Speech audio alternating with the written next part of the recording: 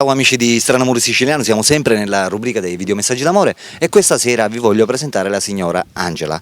Angela ha 53 anni e viene da Trapani e vuole fare un videomessaggio d'amore rivolto ai suoi figli. Buonasera Angela. Ciao, Quanti anni c'hai? 53. E sei di Trapani? Sì, Allora ascolta, dobbiamo fare un videomessaggio d'amore rivolto ai tuoi figli. sì, Quanti figli c'hai? 4. E si chiamano? Vito, Giusy e Mimma. E Mimma. Va bene, e da quanti anni è che sei sposata? 34 anni. 34. Sì.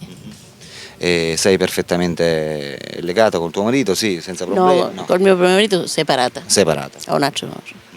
Ora è un'altra storia, magnificamente, e vuoi mandare questo videomessaggio ai tuoi figli per fargli vedere quanto li vuoi bene, giusto? Sì. Va bene. Allora, lì c'è la telecamera, da questo momento in poi puoi effettuare il tuo videomessaggio d'amore. Di tutto quello che senti per loro, ok? Come se loro fossero davanti a te. Ciao, vi voglio molto bene, dalla tua mamma. Vi penso sempre. Anche al mio piccolo Robertino.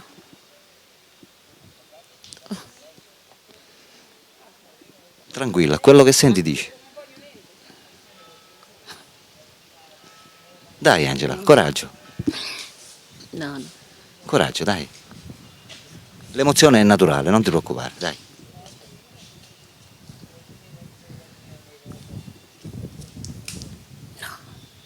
Ok, va bene. Anche il silenzio fa parte del videomessaggio d'amore, amici. Ok, abbiamo sentito il videomessaggio d'amore della signora Angela, 53 anni, di Trapani. Ciao da Alberto, ciao da... Ciao Angela. Ciao amici, a dopo.